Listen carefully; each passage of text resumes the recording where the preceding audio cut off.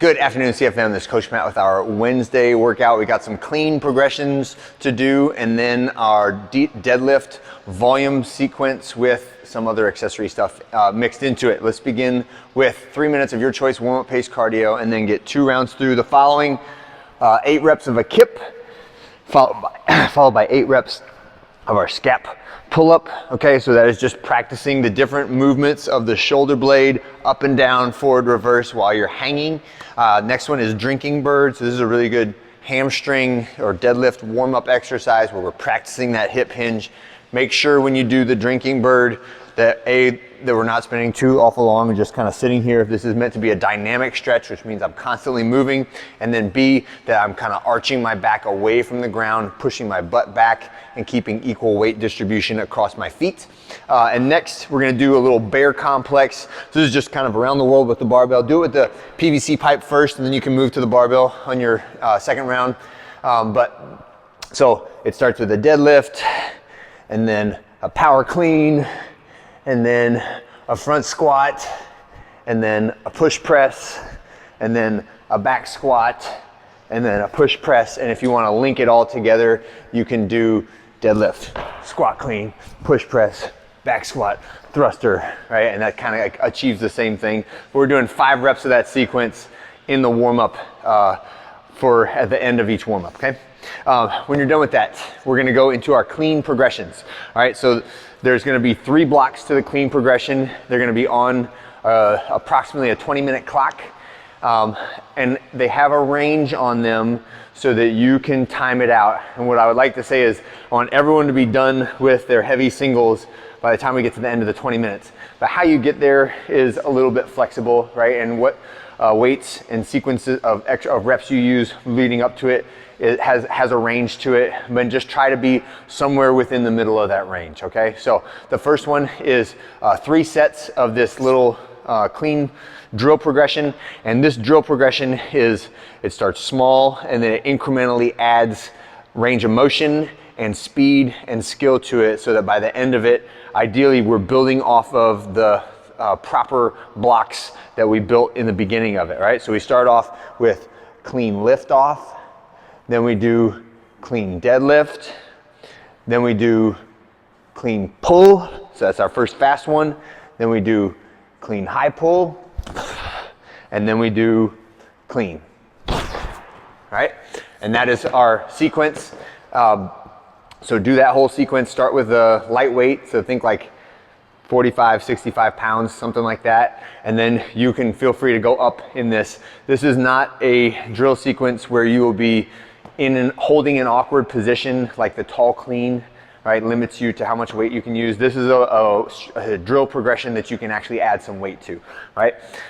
Next one will be just practice reps. So this is our lead ups, right? So don't think of them as threshold sets or trying to get maximums, but we are trying to add weight every set. So it's 2 sets of 3, 2 sets of 2, and again, you'll have like 45 minutes to get this. So think like somewhere around every minute on the minute, maybe it's every like a minute and 15 seconds, minute and 30 seconds, something like that. But heart rate's up a little bit, we're sweating a little bit, but we're not at max capacity. And then the next one, they say the real stuff, block number 3, we say this should be 8 to 10 minutes, and we're just doing 6 singles, right? And that's it. So this is like a rep every 90 seconds to 2 minutes, and at the end it could be an even longer rest, but get 6 reps in 8 to 10 minutes and score your top 3 lifts. And this is one where you're used to me saying like, okay, it's the end of the EMOM, you don't necessarily need to go for a 1 rep max. Today, I actually want you to go as heavy as you reasonably can, where whether it's strength or technique that limits you at the top end, let's find that limit and see where you go today, okay? And that's our clean block. When you're done with that, we can leave the bar out for our next workout, which will involve deadlifts.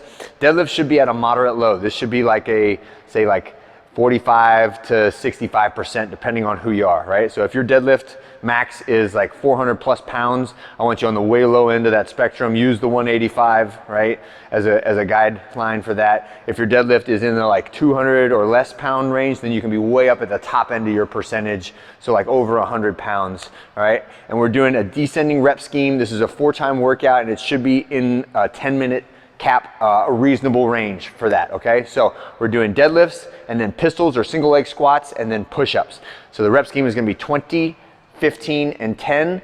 The pistols is going to be each leg though, so that's 20 reps per leg, then 15 reps per leg, then 10 reps per leg. So feel free to switch that up. Like if 1 or 2 pistols unassisted is challenging for you, go ahead and do those, and then switch to like an assisted pistol that I'll demonstrate in a minute. All right, but we start off with the deadlift. So 3, 2, 1, go. Everyone's on their deadlift bar. We're doing perfect technique deadlifts because the weight is not challenging, but we're still going at a relatively quick pace. So I'm building up some fatigue in my glutes, my hips, my hamstrings, my grip, my lats, my biceps. Everything's working on these deadlifts. Next, I'll go to my pistols.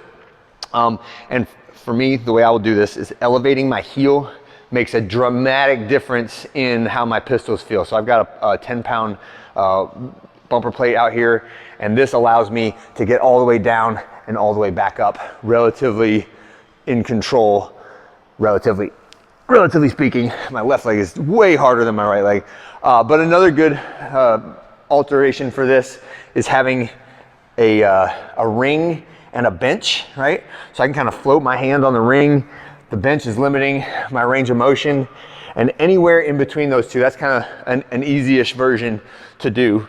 But anywhere in between those two, so like maybe don't use the ring for hand support, but use the bench for your bottom depth check. Or do use the ring for your hand support, but don't use the bench and get really, really low, right? There's a lot of different variations that you can do on that, and I encourage you to test it out, play with it a little bit in the warm-up, and find a level that is challenging but achievable, okay?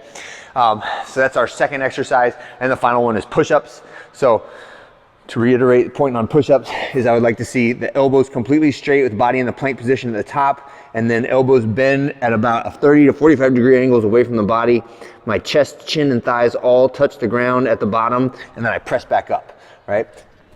And that's it, push-ups. All right, 4-time workout, 10-minute cap. Have fun with it, and I'll see you guys on Thursday.